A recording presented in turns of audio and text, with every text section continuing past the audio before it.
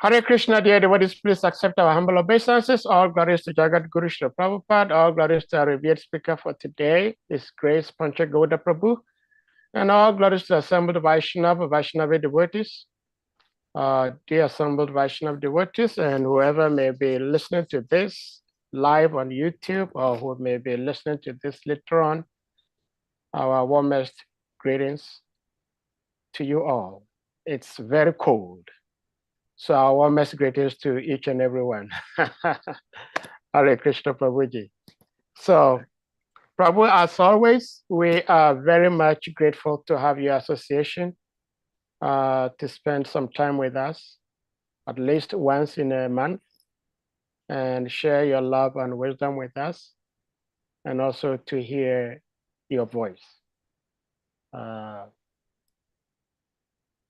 It is not so easy that every now and then we'll have the opportunity to interact with some of our beloved uncles and great uncles to some of us. So we do not take this association lightly. We appreciate it so much. And we only pray and hope that the Lord blesses us with many of such associations. So Hare Krishna. And with that, we may put the verse on the screen and you take it over from here. Hare Krishna, Prabhu. Thank you.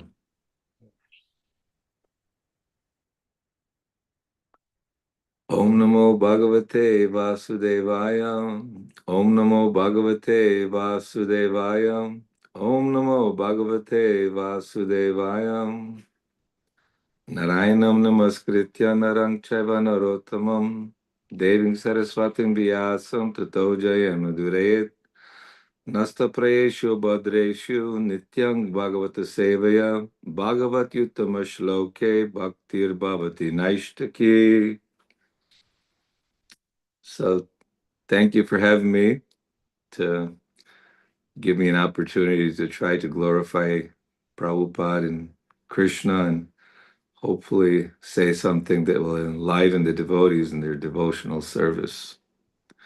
Reading Srimad Bhagavatam, Canto 3, Chapter 6, verse number 10. Smaran Vishwa Srijam Isho Vigyapitam Adhoksajaha Virajam Atapat Svena Teja Saisham Vivrittaye. The Supreme Lord is a super soul of all the demigods entrusted with the task of constructing the cosmic manifestation. Being thus prayed to by the demigods, he thought to himself and thus manifested the gigantic form for their understanding.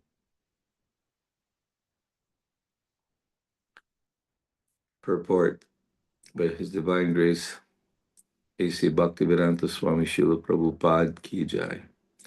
The impersonalists are captivated by the gigantic universal form of the Supreme. They think that the control behind this gigantic manifestation is imagination.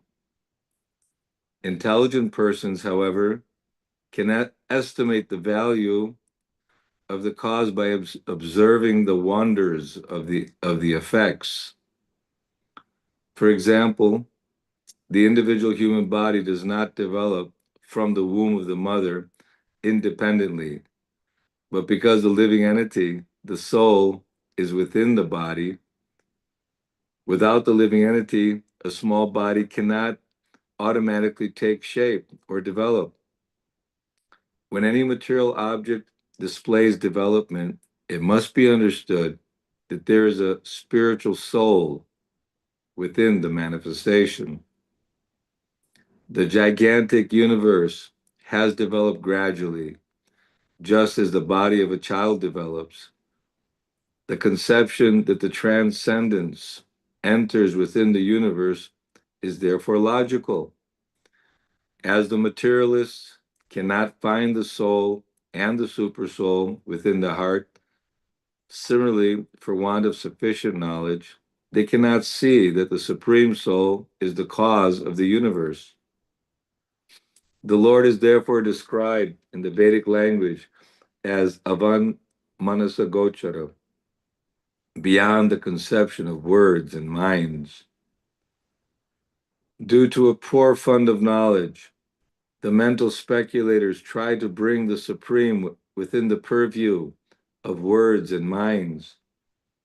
But the Lord refuses to be so intelligible. The speculator has no adequate words or mind to gauge the infinity of the Lord.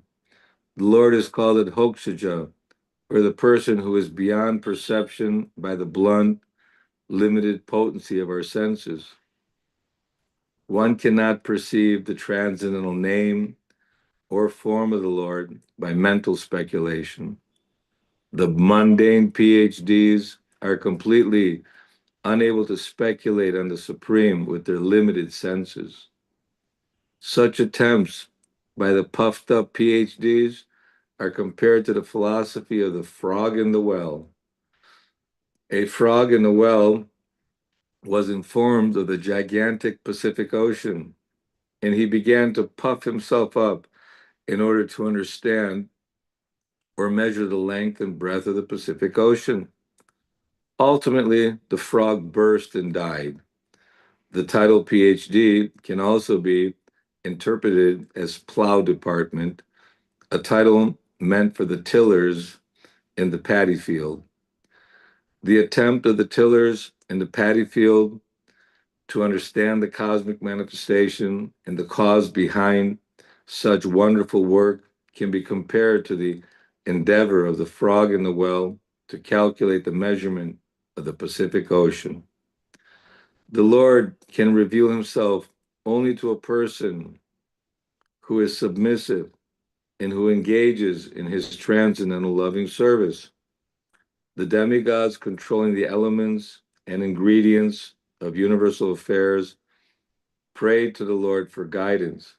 Thus, he manifested his gigantic form as he did at the request of Arjuna. Krishna. Om Jnana Timarandasya Gyananjana Shalakaya Chakshurun Militam Jaina Tasmai Shri Guruve Namaha. Shri Chaitanya Manobhistang Stapitang Jaina Bhutale Swayam Rupa Kadamayam Didati Swapadantikam. Vanchakalpaturubhyascha kripa sindhubhyeva cha patitanam pavanebhyo vaishnavebhyo namo namaha. Jai Shri Krishna Chaitanya Prabhu Nityananda Shri Advaita Gadadhar Shivasadi Gaur Bhakta Vrinda. So I'm just going to read the translation one more time. The Supreme Lord is the super soul of all the demigods, entrusted with the task of constructing the cosmic manifestation. Being thus prayed to by the demigods, he thought to himself and thus manifested the gigantic form for their understanding.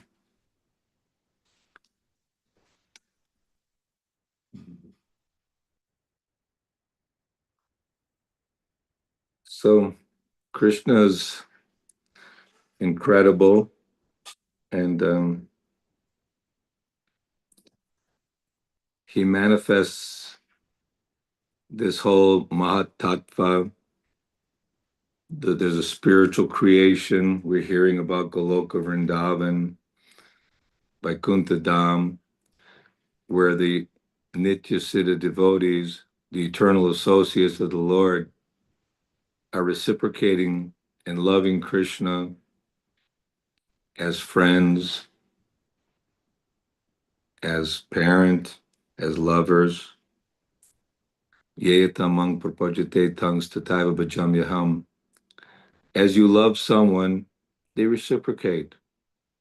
If you're kind and loving and caring, they're also, well, should be loving, kind, and caring back. So Krishna, he expands himself in unlimited forms because he's a supreme. He's the enjoyer of all kinds of rasas unlimitedly. If you see them, even this creation in the material world, the varieties of fruits, the varieties of flowers and colors and living beings, all kinds of living beings, from demigods, human beings, to animals. So many varieties are there, aquatics, plant life, beasts. And everything is available. This whole material creation is Krishna's kindness for all of us who have somehow misused our minute independence. And we may try to philosophically analyze or try to understand, how did I get diseased? How did I, find myself in this very awkward situation? I mean, obviously, loving Krishna, living eternally in a blissful atmosphere is the place to be.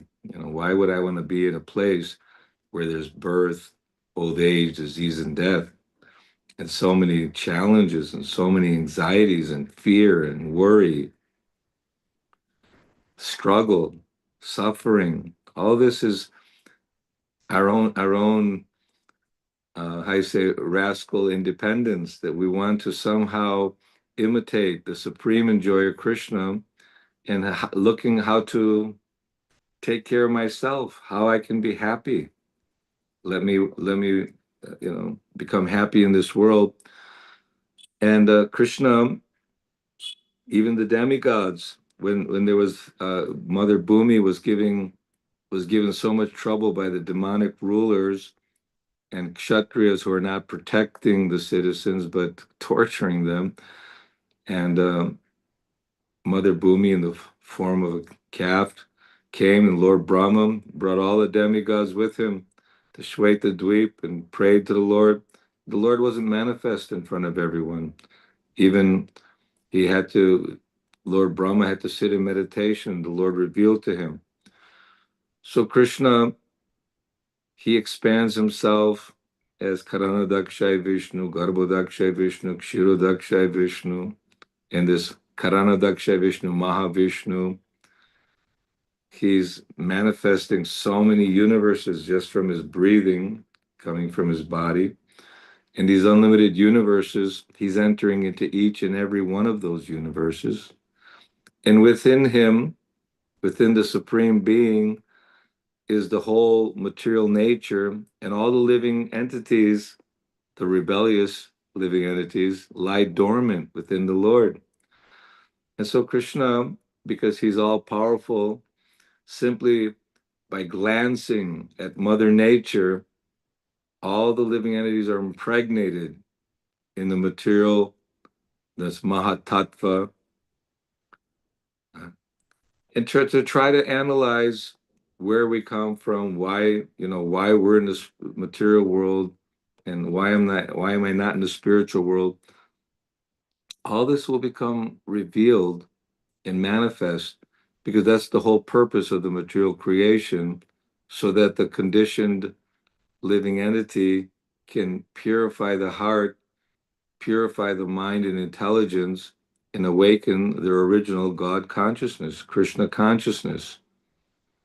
So Krishna, he manifested this cosmic world, and as it says at the very end of the purport, in the same way he did under the request of Arjuna, manifest this gigantic universal form. Although Arjuna was convinced, because Krishna is speaking so beautifully in Bhagavad Gita, and what I get from that Bhagavad Gita is that one should believe in Krishna, that actually Krishna exists, the supreme. I mean, sometimes, how the doubting mind is, and persons of other cultures and religions sometimes think, oh, these are all just mythology, these are all just stories. There's even some incredible stories in the Bible. Many scientists or PhDs or those who are, you know, praised in society as leaders and educated persons, They sometimes mock religion as the opiate of the people, that it's crippling people because they're not busy with huge industries and technology, so they can conquer the universe by sending rockets to different planets. And the scientists and medical professionals will find that what are the building blocks of life, so that we can also make man eternal, or we can cure people from all their medical diseases. We can cure cancer. We can cure all these death. One can become deathless, wasn't it? Ravana made a stairway to heaven. Why perform austerities? So Krishna is explaining that Chaturvarnyam Maya Srishtam Guna Karma Vibhagasham, that from his head, from Krishna's mouth, the brahmanas, the intellectuals, the teachers, those who are in the mode of goodness, who are spiritually inclined and educated and giving guidance to society, they're manifest. And from Krishna's arms, the kshatriyas who are protecting, who are rajarshis, who are actually taking guidance from brahmanas, but having the ability to rule and guide the public, because we see, unfortunately, in Kali Yuga, the leaders are all Shudras, and they're covered by passion and ignorance. And without having guidance of Brahmanas, Brahminical culture, and not understanding the purpose and goal of life, they're simply wasting their time fighting with one another for possessions they never owned. We come into this world naked from our mother. We have nothing. And because of our so-called intelligence and hard work, we're thinking, well, I've accumulated this and I've accumulated that. But all of it's taken away. None of it stays with us. Everything is taken away. And the body also melts back into the ground, earth. From earth we come, and from earth we shall go. But we are not this earth. We are the spirit soul. You see, when a baby comes out dead, what's missing? The spirit soul. And when they slaughter the animal, okay, well, bring it back to life. No, because it's no longer, the body is no longer fit. So the life force, that spiritual energy, is coming from Krishna. It's part of Krishna. Same quality as Krishna, eternal, full of bliss, full of knowledge. But Jivera Swarupoi Krishna Nityadas. But we all have this serving propensity, because we're good servants for our senses and good servant for our mind. And we go to school to get an education so we can serve other masters, so we can make money, so we can serve our family. And we're thinking, this brings me happiness. What's wrong here? I'm buying nice house, nice vehicles, nice food, nice things for my family, and I'm enjoying. Life is pleasurable. But this sort of enjoyment is ultimately leading to old age, disease, and death, and frustration. And we're missing the point that the human life is meant for awakening our love for Krishna. So Krishna is manifesting the Brahmana, Kshatriya, the Vaishyas, who are agriculture, trade, and moving things around so that everybody can live and subsist by food grains and milk and gold and silver and all the different things in society which are necessary for our happiness. And without the legs, one cannot get around. So the Shudras, they have to support the system. But we're not neglectful of the legs or hands. We don't only take care of the head, we take care of the whole body. If your toe is infected, you have to take care of the toe, everything. So this is a system created by Krishna specifically. And for those who don't have the proper appreciation of the Supreme Lord, or the guidance of a bona fide spiritual master, even Krishna is revealing to the demigods, says because the demigods, they were entrusted with the task. And who are demigods? They're also part and parcel of Krishna. They're jivatmas, but they are pious and godly by nature. They may still have some desires, controlling, but they're given posts of administration. Uh, just like in the government, you have government officers, and there's a governor, a mayor, and then there's a chief of police, and all the chief of the fire department and this department. So the demigods are providing all the necessities to all the human beings. But Krishna says, be happy by sacrifice. The human life is meant to perform yajna, sacrifice. And by performing sacrifice, naturally the demigods are happy, and Krishna's satisfied by that endeavor. So Arjuna was a friend of Krishna, a recipient, but Krishna told Arjuna, I spoke this Bhagavad Gita 2 million years ago to the sun god, and it's been around for millions of years. And again, he's reestablishing religious principles so that human beings can actually follow a process of religion, of worship, and of work, and live in such a way that they can clean their hearts and awaken their love for Krishna. It doesn't happen just by some mental speculation or word jugglery. And many times, due to the mind doubting Krishna or the words of Krishna, because Krishna spoke the Bhagavad Gita, it was like the most popular book of all religious studies and philosophy. So every philosopher or big politician or poet, they want to utilize the Bhagavad Gita to put across their ideas. No, we don't have to surrender to Krishna personally, but the impersonal Lord within.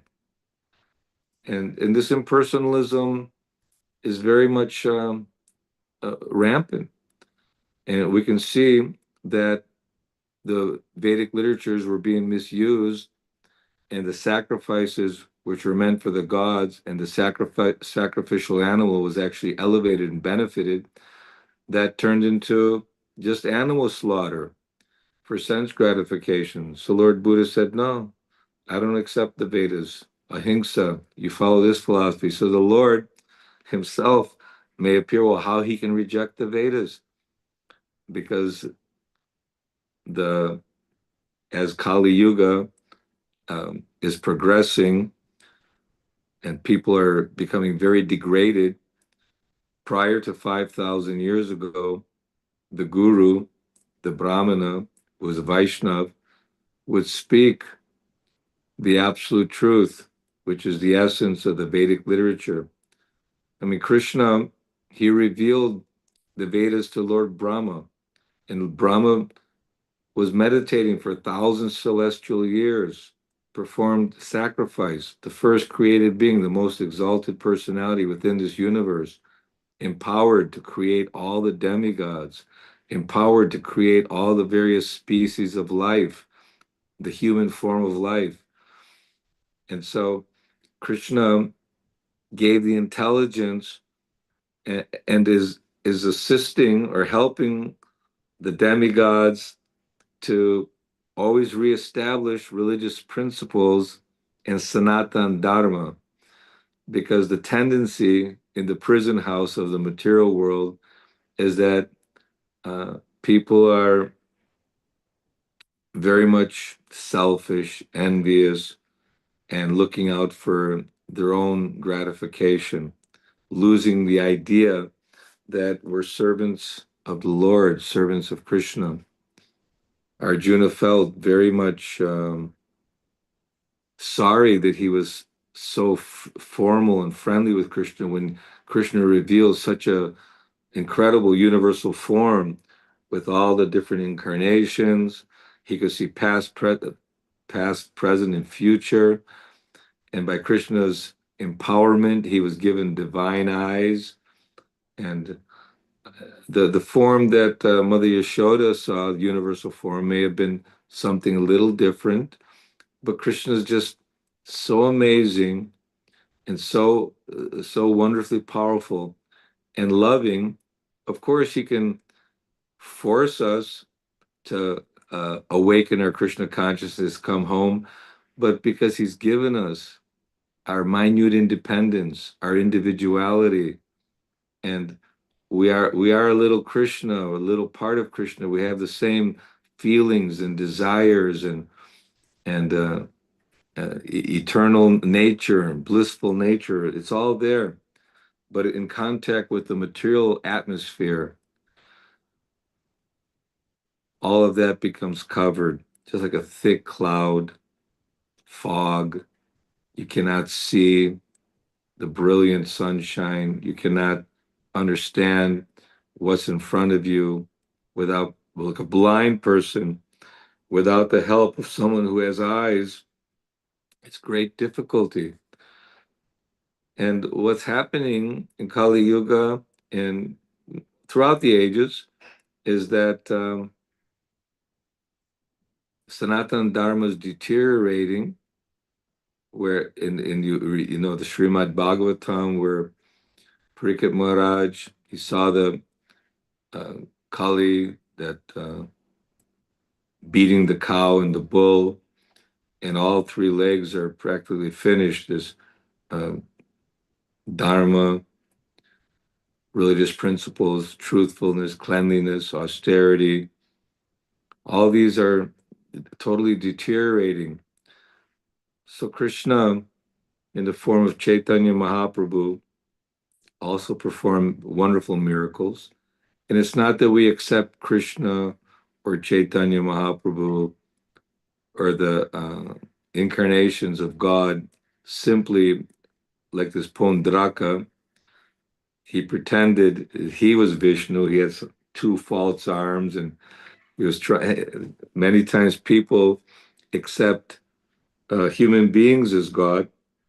I remember in the 70s, I worked at the airport, Miami airport, for many years.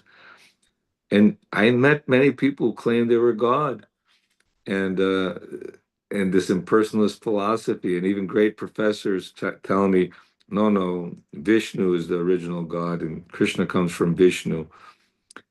The scholars and these imitation gods, and we had so many other, Rajneesh, Guru Maharaji, this one, that one, and common people in particular, they're very much mesmerized by the guru principle, the idea of getting blessings from the saints. And I'm in Vrindavan, and we have many very charismatic personalities, and crowds of people come to see them.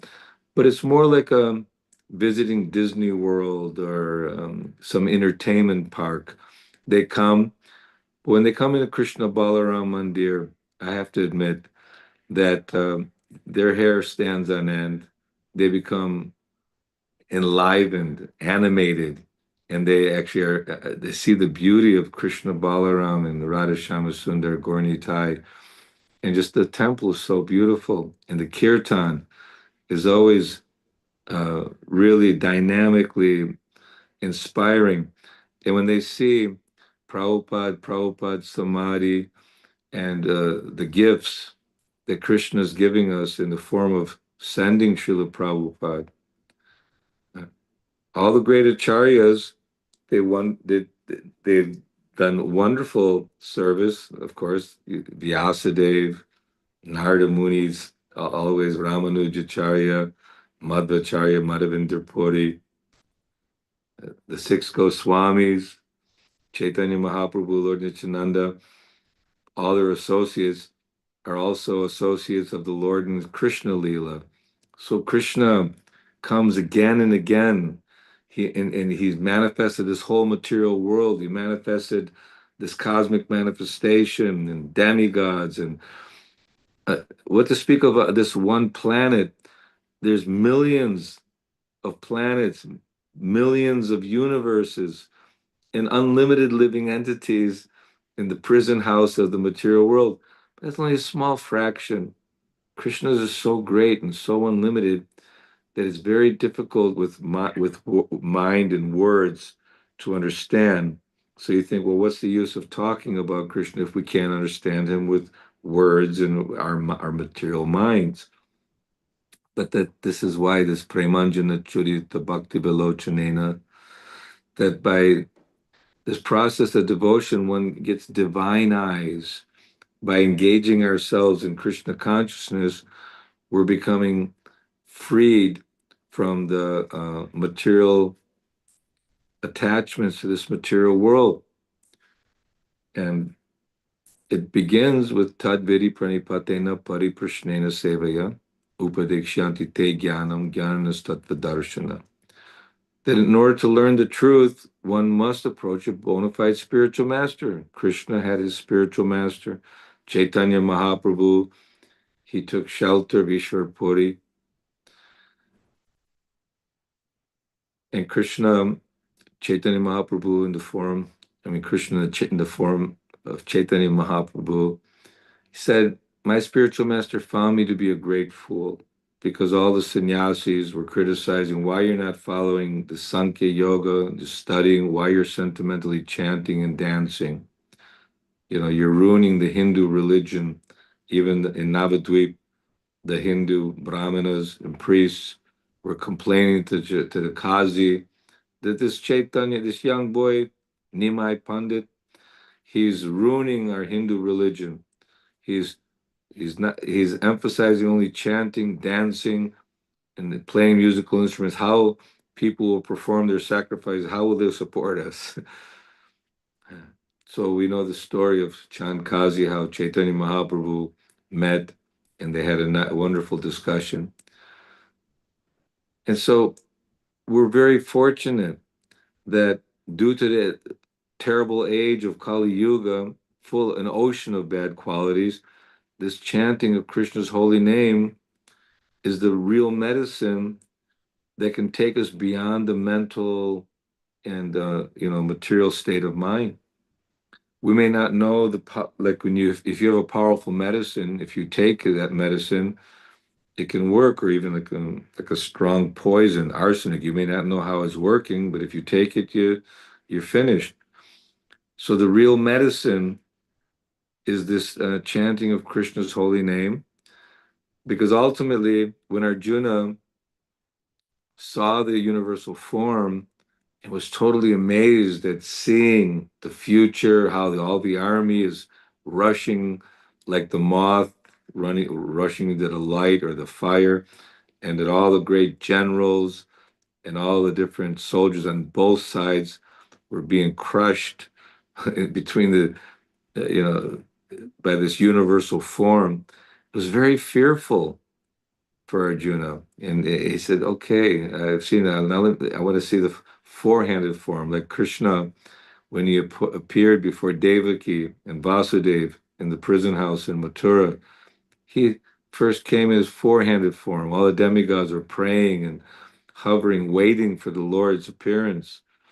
And Mother Devaki said, no, become a regular child. And so Krishna, he manifested himself in his two-handed form, which is his original Ete Chanksa Kala Krishna, Krishna's Tu Bhagavan Swayam. That Krishna, he is the source, he's the avatari, the source of all incarnations. The Lord may take many, many incarnations. Rama, Nrsimha, Varaha, Kalki's coming. So many incarnations, still Krishna, but he's just got in a different mood, in a different, for a different purpose, he may manifest himself. So we may not be able to understand the intricacies of the creation and the cosmic manifestation, how all these universes are emanating from the Lord and how he's empowering Brahma and the demigods are proper representatives to provide all the necessities for human beings. And the Vedic literature is carefully being handed down and Guru Parampara to establish Sanatan Dharma, our eternal religious principles. It's not just that I'm Hindu, Christian, Muslim, black, white, or this color, that color. I come from this country, that country. This is my family, my heritage. This is the whole crux or the whole center point of Arjuna's difficulties. He was concerned about fighting with family members and my teacher and my grandfather and my relatives, my cousins, and my possessions. And this is the bewildering factor of this material world. We have the body, we have senses, we have mind, we have intelligence, but that lust, that pure love of Krishna is converted into lust, and that lust is in our senses, it's in our mind, and the intelligence is bewildered. And when one is bewildered, he falls again into this material whirlpool.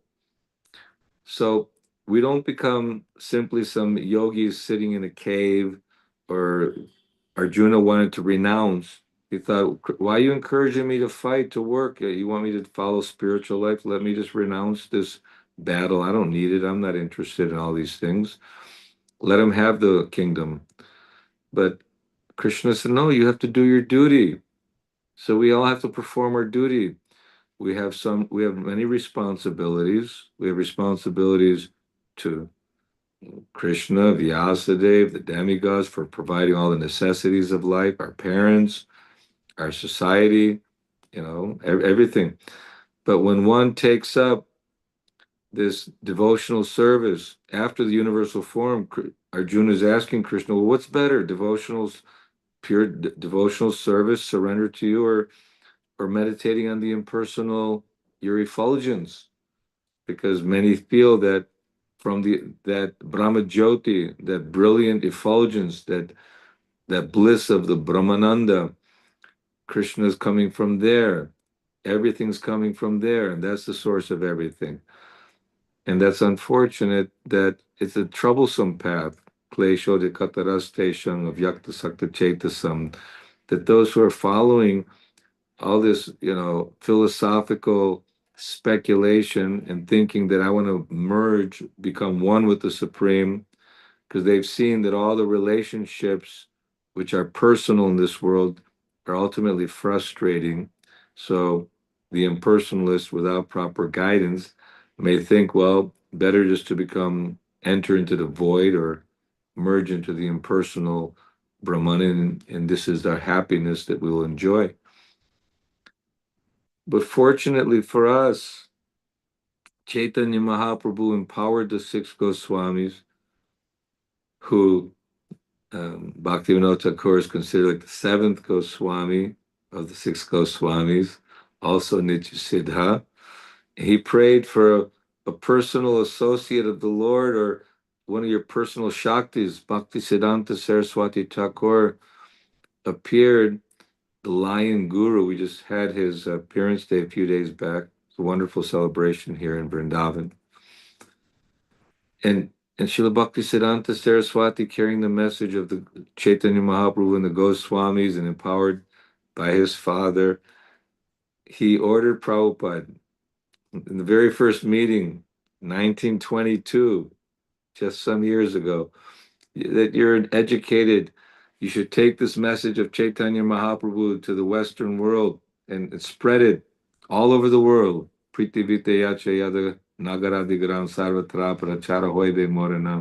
Lord Chaitanya ordered it. He instructed, Bharata Bhumite Hoila Manusya Janmajat Janma Sarthaka Kori Kara Para Upakar. Do good for others. Help others to understand the purpose and goal of life. And Srila Prabhupada frankly admitted, upon arrival in America, I don't know why you brought me to this place full of ignorance and passion. How will they ever accept these principles, simple, basic principles of God consciousness? I mean, for most of us, it seems very conservative and very austere. If you think of no intoxication, no gambling, no illicit sex, no meat eating, and chanting, and meditating, These are not something that were normally commonly accepted in the Western world as enjoyable. We're thinking that, let's go party and drugs, sex, and rock and roll, and or make a lot of money and enjoy life in this way. Build a house in California, and then the next day it's all burned down. You see how Mother Nature works. That whether it's a tsunami, hurricane, earthquake, fire, eh, Krishna, he doesn't have to personally come to kill the demons. Mother Nature can take care of that nicely. And you see all the wars and all the disease and pestilence. We may find ourselves at present in a comfortable situation. I did good. I got a good education, got money in the bank, got a nice family. What's the issue here? The issue is that we're gonna get old, we're forced to get diseased and forced to die. And this few moments, a few years embodied in this temporary body, misidentifying, thinking that I'm of this family, I'm in a prominent family or a royal, I'm from the royal family, or from an ordinary family, but family comes first. Yes, our spiritual family comes first. And we don't neglect others because the devotee, he's developing all godly qualities. He's not envious. He's kind to all. He's very tolerant, very merciful. And not that we can artificially awaken these qualities, but we can become conscious of them. What are the qualities of a devotee? And why become a devotee? Because this is a grand opportunity to awaken our spiritual consciousness, this parang dishya nivartate, or uh, this rasa that we're looking for, this higher taste, will awaken by following the guidance of the pure devotee. He's our doctor, he's our father, he's our guide to help us get free from all suffering. If you're in the ocean, I don't care if you're a great swimmer or not, there's no hope. But if someone picks you out of the ocean, Krishna's taking personal responsibility. He becomes a quick deliverer from the ocean of birth and death. So we need to have that faith. Krishna does exist. Chaitanya Mahaprabhu is coming, showing us the process of chanting and dancing. And all his time, no one could present any books or literature unless they were cleared by Swarup Damodar, because this shows us that we should not associate with the mental speculators, with the sense gratifiers, and those who are simply living the temporary life of illusion in this material world. And we need to be very conscious of our time and our energy and how we're utilizing, how we're engaging our family, how, if we're working, how we're giving the fruits of our work to take care of our Krishna conscious family. And we should not spend time, waste time, and simply building a sandcastle on the shore, on the seashore, because the waves coming in, it'll all be wasted and finished. Better we utilize our time and our energy for chanting Krishna's name and for hearing Bhagavad Gita, Srimad Bhagavatam, which is also kirtan. And not just, hear about it, but genuinely participate in the kirtan and see the deity. Krishna's non-different. He mercifully is manifesting himself as the Archa Vigraha, because, we have this impersonalistic tendency. So by serving Krishna, by rising early, taking bath, chanting the holy name, singing the prayers to the six Goswamis, singing our prayers to the spiritual master, seeing the deity regularly, if we can, we should, whether it's in our home worship or temple worship. And associating with devotees is very much valuable. You may think, oh, I don't need to hear the class, I can read the book myself. There's incredible potency in the power of this satang prasangam mamavirya sang vidho. And one person was saying, "Oh, this is very cultish." I said, "Yes, we're Lord Chaitanya's cult. We're fanatical. We're fanatical to keep Prabhupada's standards, the way he's given us, very rigidly. Mangal Arti, worship Tulsi Devi, chant the holy name of the Association of Devotees, hear the Bhagavatam class, join the Kirtan, be busy all day, somehow they're hearing about Krishna, serving Krishna's mission by preaching, book distribution, prasad distribution. This is the basis. And this is when King Prataparudra was on the roof of Sarvabhauma and he was seeing the devotees. He wanted to know, oh, who is that devotee and who is this devotee, and why they're not doing the rituals of coming to a holy place. They ran off to see Lord Chaitanya Mahaprabhu, and just the finer aspects of our Krishna consciousness is to get to really hear about Prabhupada and how glorious his mission is, and how just by all alone in New York City with a few rupees, which were not even spendable, sitting down in Tompkins Square Park and chanting the holy name. Some very fortunate souls were very attracted. Prabhupada would lecture, and then he'd go back and he'd be followed like the Pied Piper. So many would come. And then somehow, with the hippies and rejects with no money, and a very, very poor uh, group of persons with hardly any qualifications or experience, he the Krishna conscious explosion. It became a complete revolution in just a few years. Came back to India, Bombay, Calcutta, Delhi, Amritsar, and then just a handful of devotees, 40, 50 devotees, and completely mesmerized Indian, and they all became, not all, but they're amazed. How is it? This is our culture, Vedic culture. So, and we see how powerful are Prabhupada's books. We had a very, very heavy legal case in New York in the 70s, 76. And Prabhupada said, have the judges read all the books. All the books, Prabhupada? Yes, all the books. Give them all the books. They should read all the books. This is our strength and and the judge gave such a beautiful declaration that the Krishna consciousness movement is a bona fide religion with its roots in the ancient Vedic culture, authorized, and not because he says so, but this is our condition. We have the literature, the Bhagavad Gita, Srimad Bhagavatam, Chaitanya Charitamrita, Nectar Devotion, Krishna book.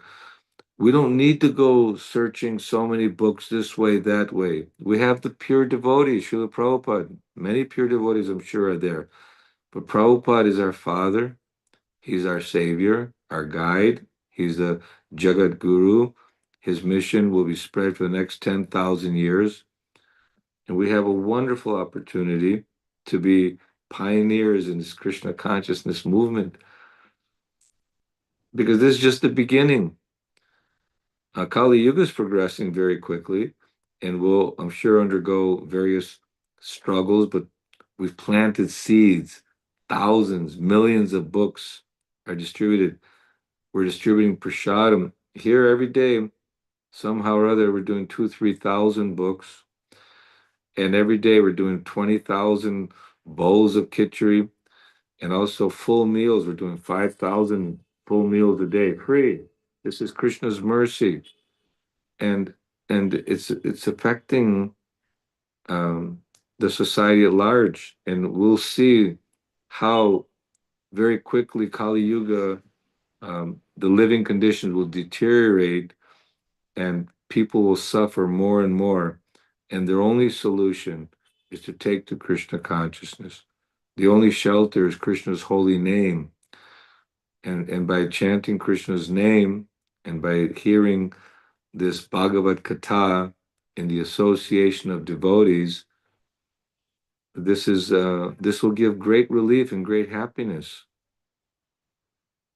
It's not like we're just preaching, but redundancy sometimes is important to understand the importance of avoiding the association of materialistic persons who are after sense gratification and their only aspiration is money and women and intoxication, and genuinely keep the association of devotees, because by that association we can awaken within us the desire to hear about Krishna, that we want to hear about Krishna.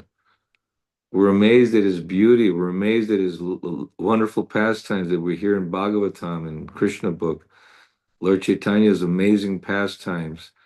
So the few years that we have left in this lifetime, I mean, over 50 years have passed so quickly. And, we're young and energetic. And I'm sure we all have our challenges as far as brahmachari life and married life, children, financial responsibilities, business, but at the same time wanting Krishna consciousness. So Krishna is giving us intelligence how we can mold our life in such a way that Krishna will reveal himself to us. He'll reveal the cosmic manifestation, this gigantic universal form, and we'll understand how the demigods are instrumental in maintaining the universe, but also they have to go back home, back to Godhead. And so when you're on a long journey, going here, going there, after a while, you just want to go home, and you don't feel fully settled and comfortable unless you're home. So we've been wandering this universe, many universes, many lifetimes, millions, billions of years, sometimes lying dormant within the Lord. And then when the manifestation is again manifested, again activated in a variety of forms of life, and to get a human form of life with enough intelligence and the ability to perform devotional service, very rare. And not only very rare, but we're given the topmost understanding, bhakti yoga. And the process is sublime and easy. Chanting Krishna's holy name. It's the purest of all processes. Krishna's present in his name. And somehow that'll help us to curb the restless mind and curb the restless senses. Gradually, as you become healthier, if one is diseased with jaundice, then everything tastes very bitter. You're taking the sugar candy, it tastes bitter, but candy's sweet. And as you get healthy in your Krishna consciousness, then you'll see the sweetness. It'll be like, wow, there's nothing out here that's in this world that's at all attractive, and everything can be used in the service of Krishna. This is the beauty. Prapancha katit. This is in the Chaitanya or Rupa Goswami teachings, that by utilizing everything in Krishna's service, we can Krishnaize everything. Of course, not in a, how you say, irresponsible way. We should know how to utilize everything. Like technology, we're sending out the message of Krishna in a very in various electronic forms. We're communicating. And, sometimes we have Zoom calls to discuss management and developing Prabhupada's temples and Krishna consciousness and helping devotees using jet planes and cars and microphones. And yes, we utilize everything for the service of Krishna. Then it becomes useful. Otherwise, if we're only using it for sense gratification, then ultimately the end result is confusion, frustration, and old age and death. So we need to take this time to enhance our Krishna consciousness, and by helping others, we're helping ourselves.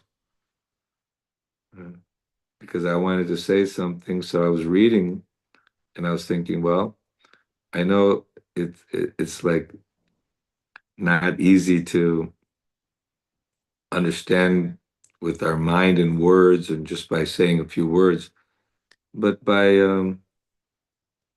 association with devotees and hearing this kata again and again, this practice makes perfect.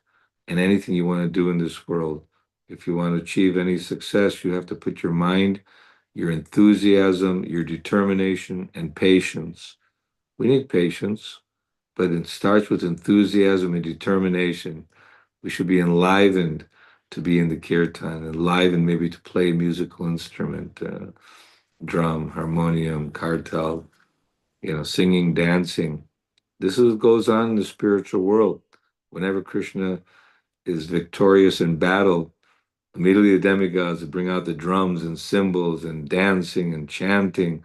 And this is what they do. They celebrate, victory or killing a demon or just an overall celebration, Krishna coming back home to Dwaraka or going to Mathura. It's very enlivening. And in family, in material life is very boring. People have a few friends here and there, but they have nothing interesting to really talk about other than the horrible politics and the rascal leaders and the the sufferings and the challenges in life. But devotees, we have great feasts, great festivals, and wonderful appreciation of each other's services. And this is something that's wanted. This is Krishna's family, Prabhupada's family. So be proud being a part of the International Society for Krishna Consciousness. And that is Srila Prabhupada, his teachings, his lectures, his books, and the gifts he's given us. This is this real ISKCON, not the shortcomings or maybe those who may not be genuinely following and may have had some experiences in life. But let's pray that we can gain more strength in Krishna consciousness, and Krishna will give us divine eyes, and we won't speculate like this Dr. Frog and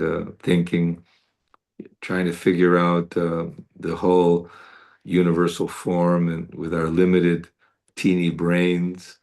But it's a revelation. As we mature in Krishna consciousness, Krishna reveals, isn't it?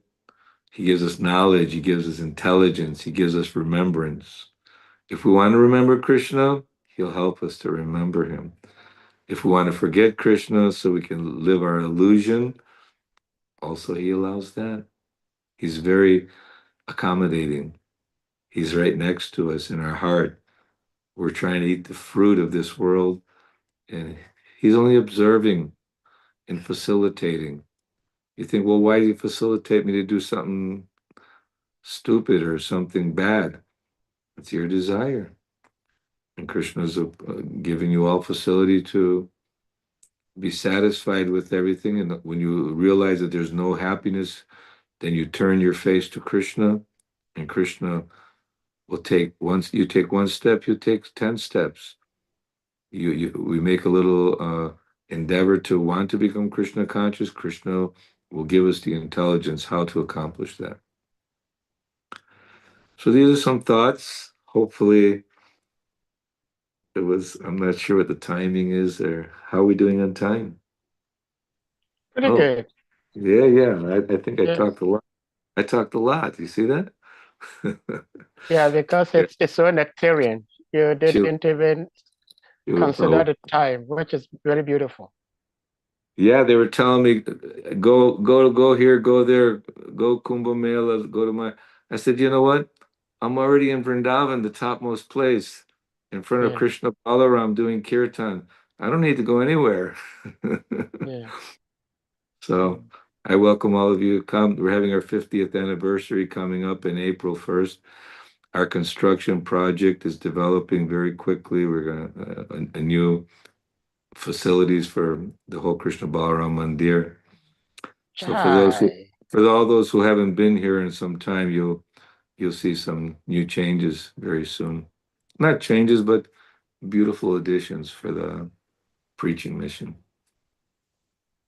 Jai. All glories to Jagat Krishna Prabhupada ki Jai.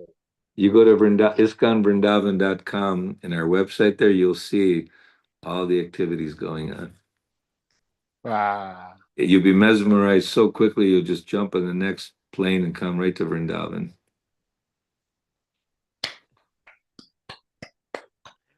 Hare Krishna. Hare Krishna. Thank you so much, Prabhuji, for feeding our hearts with this wonderful transcendental Krishna Katha. Dear devotees, I'm sure you will agree with me that we are very much nourished by Prabhuji's Krishna Katha shared with us today. Prabhu, personally, I have observed this about you, that every time you speak, at least on this platform, each and every single time you speak in a way of trying to encourage the devotees to hold on to our faith, build our faith, and to hold on to the lotus feet of Srila Prabhupada and the teachings of Srila Prabhupada. And personally, I can't thank you enough for that, because these are the very fundamental things we need.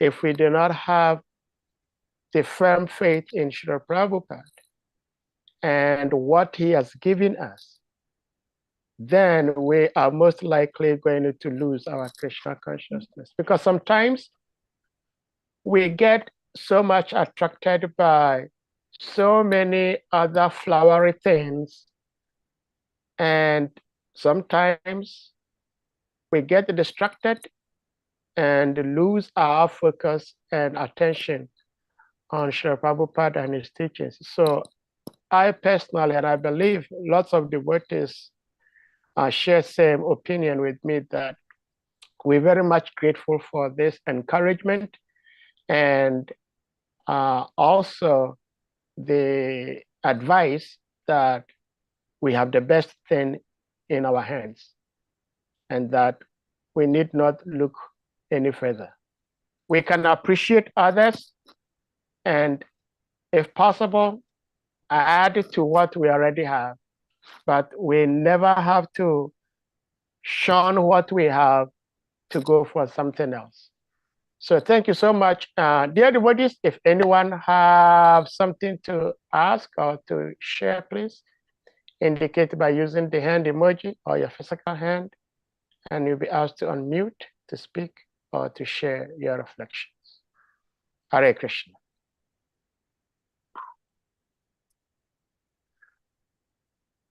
Yeah, it's really important. Prabhupada was very careful about devotees taking outside association or just going off to Radhakund with the Babajis and or this yogi, that yogi, or this philosophy or that philosophy. It just, you see how deep Bhagavad Gita is just so incredible. Bhagavatam is so incredible. Chaitanya Charitamrita is so incredible. Krishna book, amazing. And if you just stick to that, it's unlimited knowledge. We don't need to have anything else. I agree with you. Thank you for recognizing and appreciating our chastity and our, I've given the example. It's like not against women, but if a wife says, "Oh, I like my husband, but I like this," so many other people too. It doesn't work. It's not like that. That the Prabhupada is our savior, and he's just beyond amazing. And so, what more do we need? Not that everyone is running here and there, but the mind has the tendency to always look for something a little different and, more esoteric and, oh, this is from an ancient temple. This is not necessary. Hmm. Thank you so much. Shrimabara Acharya Prabhu, please see me on mute. Dandava Pranam Prabhuji, thank you very much. Hare We Krishna. appreciate your being here and the wonderful sharing. I'm just reflecting on a few things. One is you're inviting us and to Vrindavan to come and witness some of the progress taking place, and at the same time warning us about getting attracted to yogis, sahajas, and things like that. So in my mind, I was just thinking that yes, Vrindavan is there, the Holy Land, and there's so many wonderful things to inspire us to love Krishna. But Srila Prabhupada left Vrindavan and went and created a Vrindavan atmosphere outside Vrindavan. So I'm just my mind is questioning the progress going on in the holy places to attract people and the effort given to the activities going on outside India. Of course, probably it's Prabhupada desire, probably it's GBC policy, but not so many people will go to India to see what is happening there. But if we're able to make Krishna consciousness and create Vrindavan in everywhere, if we're able to create such atmosphere in everywhere, then Vrindavan will become more popular. So this is my concern. So much effort is there to continue to improve the facilities we have in the holy places, which is nice. But how many people from many parts of the world will be able to go to India? Small percentage. But why don't we see how to encourage creating more Vrindavans outside India? That's my question. True. That's a good point. And it was when Prabhupada was encouraging all devotees come to Mayapur and Vrindavan, it was for recharging and polishing up their enthusiasm and drive.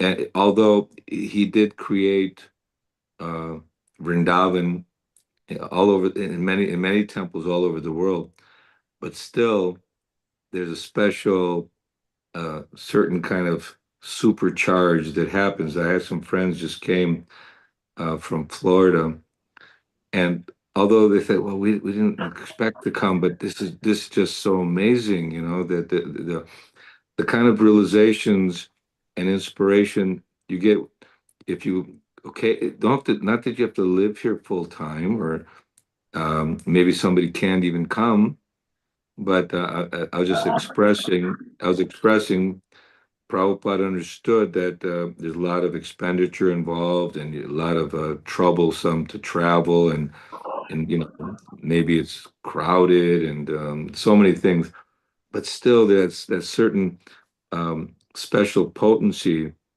that's available being in this kind of atmosphere is give you strength in your preaching efforts by creating Vrindavans all over the world in different places. Of course, wherever you're chanting the holy name of the association of devotees and serving devotees, obviously that is Vrindavan. But also Vrindavan is here. It's in your face. It's more in your face. Maybe you have to be a little bit more advanced to appreciate in other places, but here it kind of like brings it out of you, so to speak. So if possible, at times it's good to visit, and Prabhupada encouraged devotees. And just like you see how the Kumbh Mela attracted millions and millions of people with a lot of troubles, of course, and And everybody felt, because there's some nectar in the Trivenu, in the Jamuna, Ganga, and Saraswati, and Prayagraj, and there's certain holy special days. So millions and millions and millions of people came for that, because people are hungry for making spiritual advancement or getting benediction. Or so come to Vrindavan. This is also a benediction, if possible. If not, tune into our website. You can also see some of the beautiful things that are going on here. But it was a good point you're making, that the encouragement should be there for creating the Vrindavan atmosphere in all our centers around the world. But when you have like hundreds of devotees or thousands of devotees together, and dynamite kirtans, and every day is like a festival, it gives you inspiration and hope that yes, we're going home back to Godhead in this lifetime. It kind of gets more excitement going. Transcendental excitement. Yeah. Well, thank you so much, Prabhuji, for the response. Shimabara Prabhu, I don't know if you have something else to say, but I think Govinda Prabhu has something to say. Govinda Prabhu, please, you may unmute. Thank you very much. Hare Krishna. Prabhuji, my respectful obeisances to you. All glories to Srila Prabhupada, and all glories to the assembled devotees. Prabhu, thank you very much for this wonderful nectar pouring from your lotus mouth.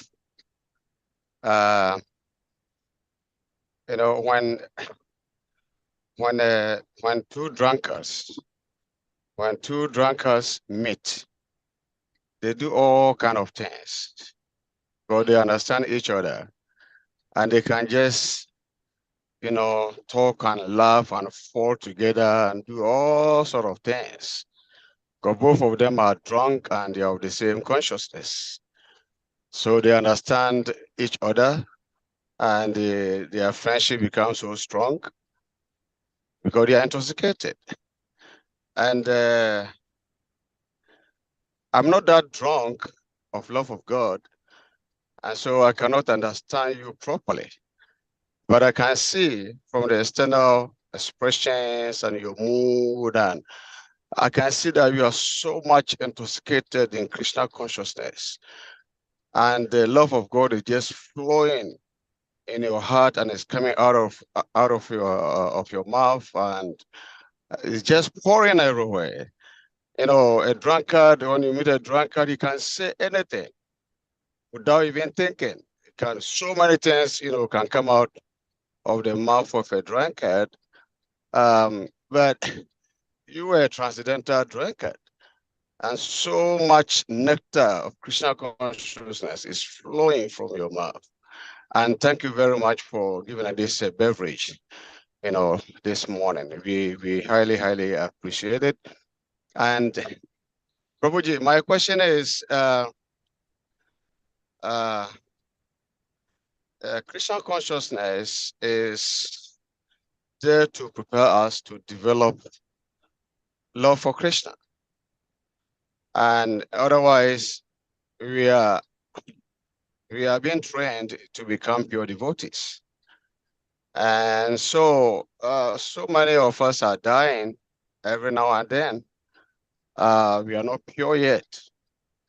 And so what is our fate? Even though we're hearing from the scriptures and from the acharyas, from the devotees, that wherever one consciousness is at the point of death will determine one's nature, will determine one's destination.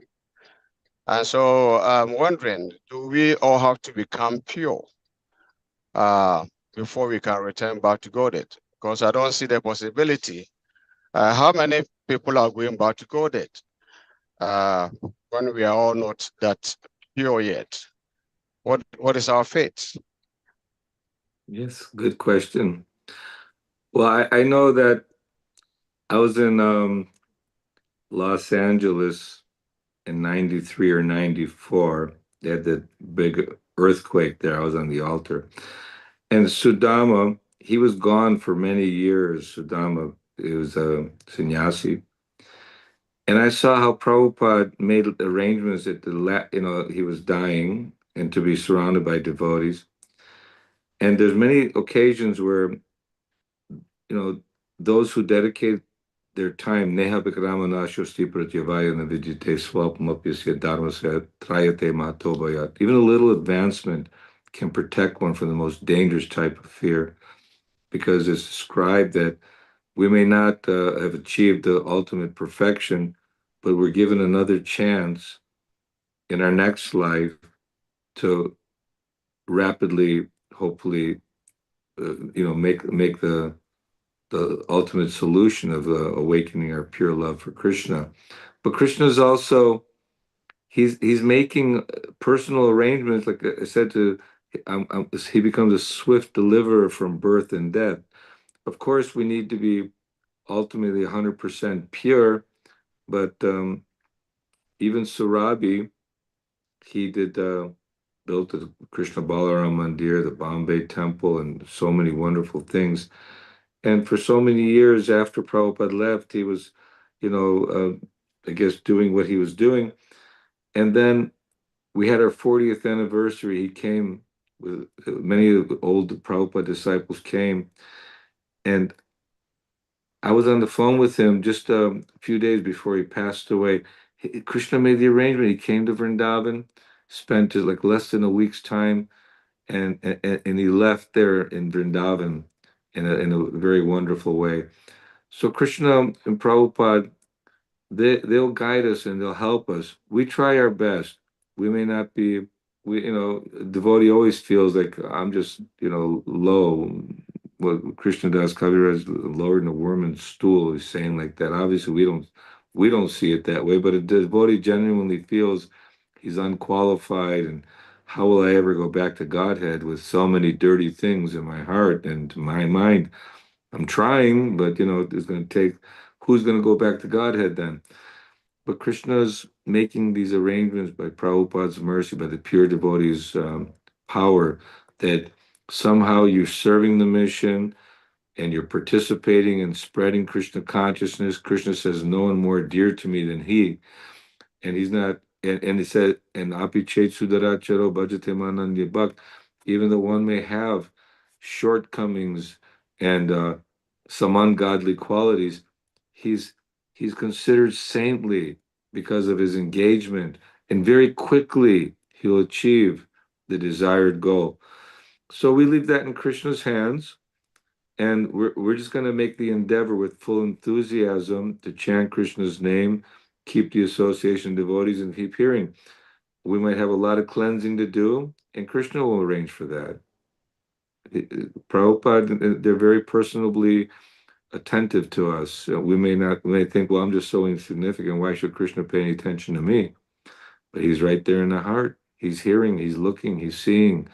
And if you're making an endeavor to assist Prabhupada in his mission of Chaitanya Mahaprabhu, there's definitely a wonderful direction that he's going to give us. Not that we're looking for a reward, but that Krishna naturally reciprocates with love. So, yeah, the devotee becomes fearless because he's, pulling his full heart. We have shortcomings. We all have shortcomings. We're conditioned souls and conditioned for a long time. But the power of the holy name and the power of the pure devotee, like I said, we're very fortunate to take shelter of Srila Prabhupada. It's very powerful. He's bringing the whole Guru Parampara. So our shortcomings may be adjusted for us. And even when one is on a very pure level, he don't go right back. He joins Krishna and Leela, and in Krishna consciousness even matures even further and deeper. So this is all on a mystical transcendental platform. Not that it's unimaginable, but we may not fully understand the intricacies of our journey back home. Just like when Dhruva was being brought back, he said, but my mother, and he said, oh no, she's already on a plane.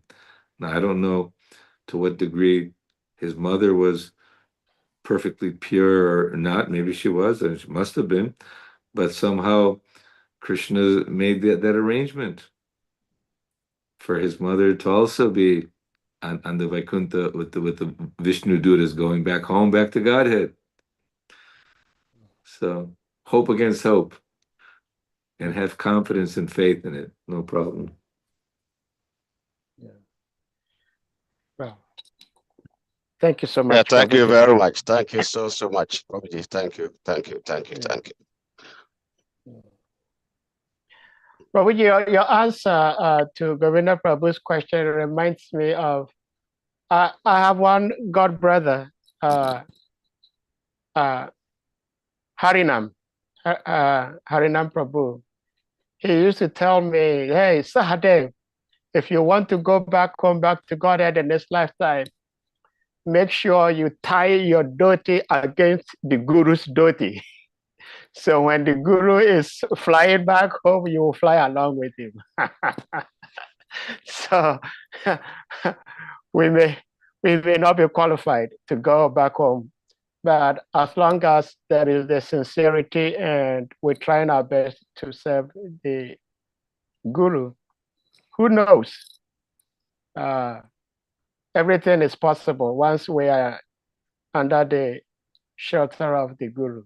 But there is this comment I want to share, and this goes to His Grace Srimad Varaha Prabhu and, of course, to our revered speaker, PANCHA GAUDA Prabhu, that if you have some comments to make, please, you may. My understanding to Srimad Varaha Prabhu's question is that I was listening to one lecture by His Holiness Bhakti Rasamrita Sindhu Maharaj some time ago, and he was explaining that Goloka Vrindavan,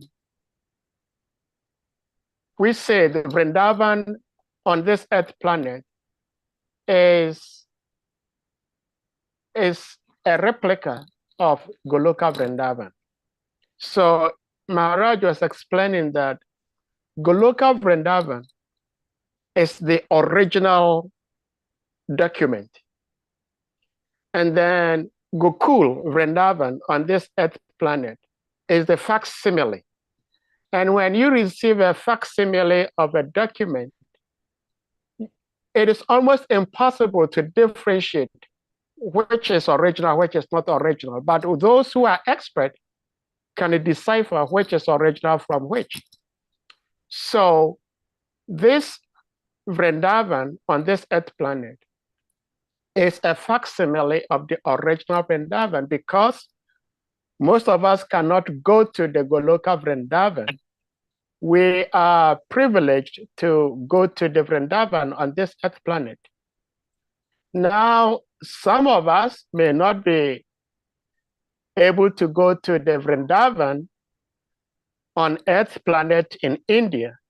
And therefore, Srila Prabhupada has created many replicas of Vrindavan.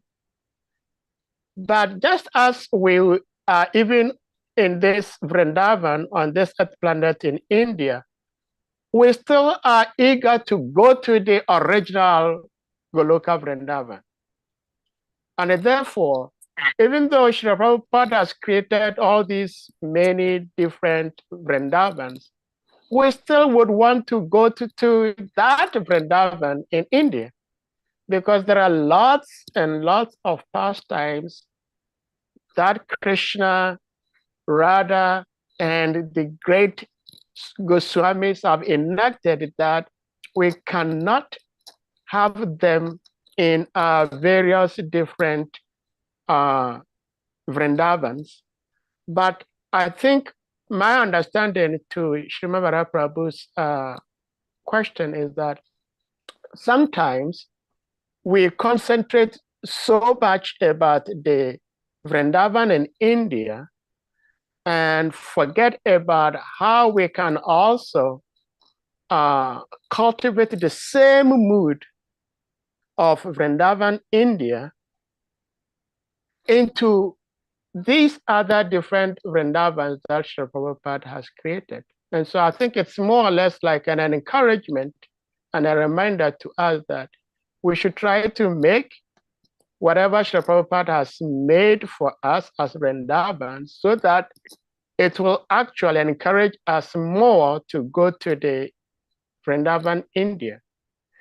If this is what I understood, and if my understanding is correct, I am 101% in agreement, except maybe my long talk does not really touch on what Shrimad Prabhu meant or PANCHA Gauda Prabhu, if what I'm saying is not exactly what it means. Please, you may add your voice to it. Well, actually, thank you. this Vrindavan is the original Vrindavan is brought from Krishna, that Radharani would not come. So I mean, it's you may say facsimile, but it's actually Vrindavan. One needs the eyes to see it, but this is the original Vrindavan from Goloka Vrindavan brought here to this Vrindavan, and like Prabhupada wanted devotees to retire and spend their last days in Vrindavan, if possible. So that's just a little bit from my side. I don't know if what he want your other devotee wanted to say something.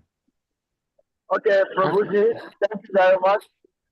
I don't know if my voice is clear. I'm driving. Yeah, it's clear, it's far, but we can hear you. All right.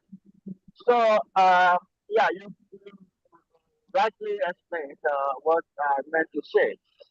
And if I can just add a little to that. Well, Srila Prabhupada wanted ISKCON to be, not to be centralized. Everyone develops, on its own pace, with its own resources. But nonetheless, if we really want to be really, really successful, then our project outside of India also needs some attention. That is, if we believe that Prabhupada had actually sacrificed to go out of India to bring Vrindavan close to everyone all over the world. Yes. Otherwise, what we'll end up having is devotees, due to lack of maturity and appreciation for what Prabhupada has done, and which we are supposed to continue, devotees will develop the mentality of just going to India and sit down there and enjoy the facilities. And what we are called upon to do, and that gradually start disintegrating, because as soon as somebody has some means and some position, he thinks, well, I'll go and sit down in Mayapur or in India. And then we're gradually losing devotees who are capable, who can supervise and make the centers around the world to grow, and to attract more people. So this is what I'm afraid, that the more the facilities are being developed for better accommodation and everything in India, we may be getting dried up in other parts of the world, because the attention is taken away. And many devotees, like I said, due to maturity, who want to just go and enjoy where the facilities are better, and they feel that, here is more spiritual, I can be here. But Prabhupada wanted us to create that mood everywhere else. That is the challenge. So this is what I'm alluding to. Thank you very much. Prabhupada and Srila Bhaktisiddhanta criticized that, imitation, those persons who are just simply sitting for their own benefit. And Prabhupada set the example by spreading Krishna consciousness and establishing Vrindavan all over the world. Even when he was in New York, he said, I'm thinking of Vrindavan. I'm in Vrindavan, this New York, also Radha, in front of Radha Govinda. So this is important, and I think that Krishna consciousness will take effect more and more. I really feel that we're still in our pioneers stages, but come for a visit, recharge your battery, and establish Vrindavan all over the world. This is the preaching mood, and this is Chaitanya Mahaprabhu's mood and Prabhupada's mood. So Prabhupada often say, "Do as I'm doing," like that. So we should do like Prabhupada is doing, preach vigorously, but at the same time, Prabhupada came to Vrindavan, back to Vrindavan to to leave this world. So yeah, it's a Chincha Beta Beta Tattva. We should have that desire to visit Vrindavan and see the deities if possible. But if not, then just to continue your chanting, preaching, and establishing the mission of Chaitanya Mahaprabhu and Prabhupada's mission wherever you are in the world. This is important. Hare Krishna. Thank you so much. Anyone else with something to ask or share, please?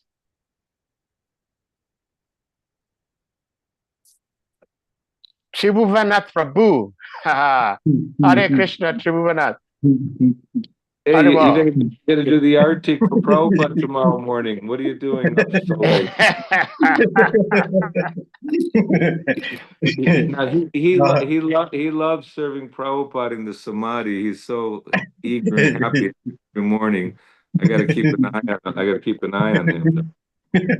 Yes. And we're always grateful to have his association because it's a blessing. Yes. His grace, Pancha Gora Prabhu ki. Jai! Pancha Gora Prabhu is an epitome of examples. When we talk about the examples, we are talking about spiritual examples. Srila Prabhupada's examples. Srila Prabhupada emphasized that devotees should always participate in morning programs, especially the Magharati program. Panchagara never mixed that, his great Panchagara never mixed that Magharati. In the morning, if you tune it to ISKCON Vrindavan TV, Srila Prabhupada Samadhi Madhi, you will see him, he's always in the front. Everybody knows him. But then my question here, first of all, I want to say, Prabhu, thank you for your consistent giving us your association on this platform. It's overwhelming. You Srila Prabhupada's disciples, and we are hearing from you, directly hearing from Srila Prabhupada. My question is on, since I have been, following you, I never seen you criticizing anybody. You never criticize anybody. Even when the word, appears to be criticism, but there's a way you would twist the word. That criticizing person, it will not fit in as a criticism. So how do you develop such quality that you never criticize anyone? Please share with us so that we can be enlightened, to save ourselves from this narrative of criticizing devotee or hearing devotees being criticized or participating, in criticism of devotees. Thank you, Prabhu. That's your kindness. I was chastised during the kirtan today as we were going around. I did chastise one devotee very severely because, but like you said, the more and more we can hear the qualities of Vaishnava, and the more we're endeavoring to better ourselves, we catch ourselves at times, but we have to just be mindful that we're all just servants of Krishna. We all have different circumstances and positions, and just like we're all equal in a sense, but we should learn to appreciate all devotees as servants of the Lord. I don't know what to say about that because I don't see that quality. I probably have a unlimited faults I can find with myself, but I like to be happy, and Prabhupada is a kind friend to all living beings. And so we should also practice that, how to become, friendly and loving to everyone, and inspire them in their spiritual lives. But at times, there are challenges, obviously, and we have to try to correct and help one another. Sometimes a little chastisement is there. What to do? Thank you, Prabhu. Thank you. But there is a difference between chastising and criticism. I never see this in you, and I saw the way you have answered this question, and I learned something from what you said. Thank you. I'll see you tomorrow morning early. Right, sir. Prabhuji, I have one last question. Tribhuvannath Prabhu, thank you so much. Thank you so much for being here. Like Prabhuji said, you should be closing your eyes in order to go and then wake Srila Prabhupada up in the morning, but you're still here. Prabhuji, my question is, we are told that we have 3 parameters to authenticate or ascertain truth: Guru, Sadhu, Shastra. Now, I'm asking this question because of one statement you made, that my question is, Srila Prabhupada is a guru and he's a sadhu to those who are not in ISKCON, or those who do not consider him as their guru, but obviously they consider him as a sadhu. So Srila Prabhupada is a guru, he's a sadhu, but he has also given purport, translations to all these amazing scriptures we have. So my question is, does Srila Prabhupada's purports, do we consider his purports as Shastric or not Shastric? 100% Shastric. Prabhupada said, I did not write this. And when Prabhupada is up and doing his translation work, he's amazed at his own purports, that this is Krishna speaking. And it's not just sentimentally saying, but you can verify that this is and many times Prabhupada, Shruta Kirti tells me that in the privacy of his own room, he's reading his own books with amazement. Yes. And he often would express that I would have never, I could not write something like this. I have no, Krishna's personally and speaking through the Prabhupada. And this is definitely Shastra. Yeah. Well, thank you so much, Prabhuji. And this is an affirmation to my belief that especially in Srila Prabhupada's purports, the Bhaktivedanta purports, there is no other way seeing them as Shastric than anything else. They are Shastric.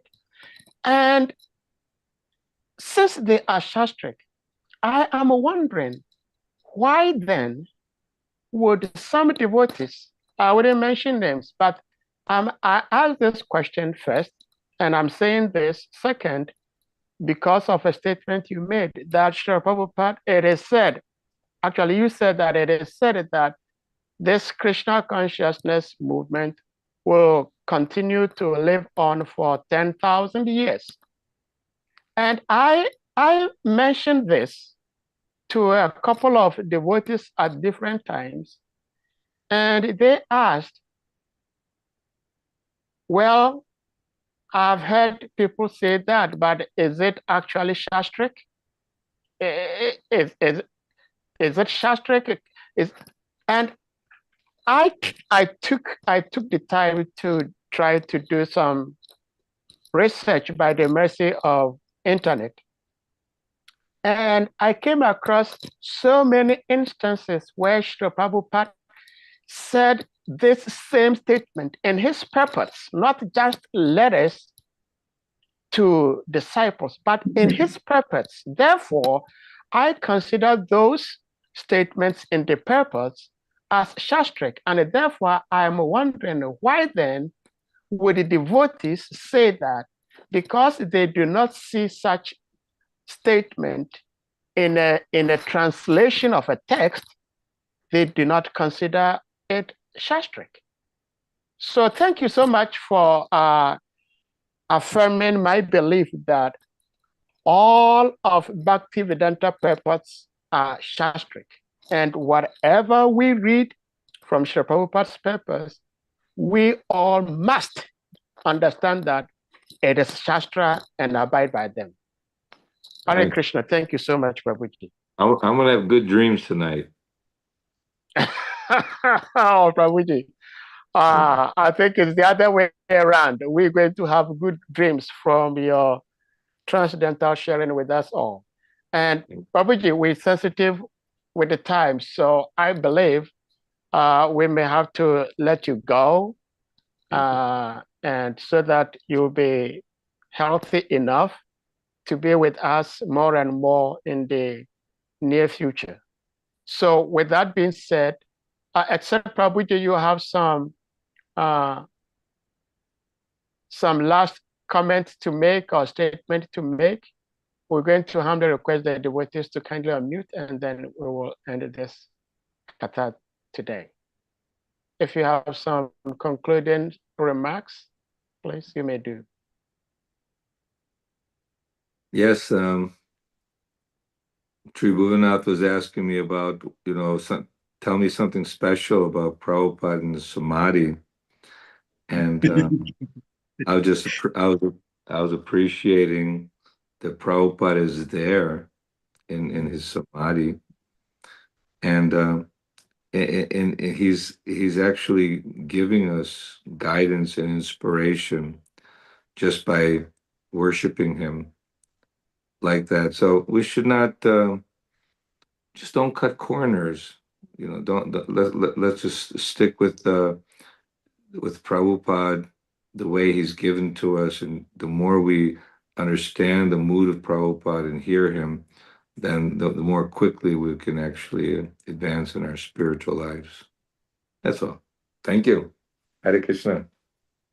Hare Krishna. Thank you so much for this load full of wisdom. And with that, we're going to humbly request all the devotees to kindly unmute, and we all chant Hare Krishna Maha Mantra to express our deepest appreciation to our revered uncle, great uncle, His Grace PANCHA GAUDA Prabhu, for sharing his love and wisdom with us today. Jai. Hare Krishna, Hare Krishna, Krishna Krishna, Hare Hare, Hare Rama, Hare Rama, Rama, Hare Hare. Vancha kalpatarubhyascha Vaishnavabhyo namo namaha. Ananta Koti Vaishnava Vrinda ki jai. Thank you. Jai. Co-founder Jai Prabhupada ki Jai. Ananta Koti Krishna Balaram ki jai. Jai.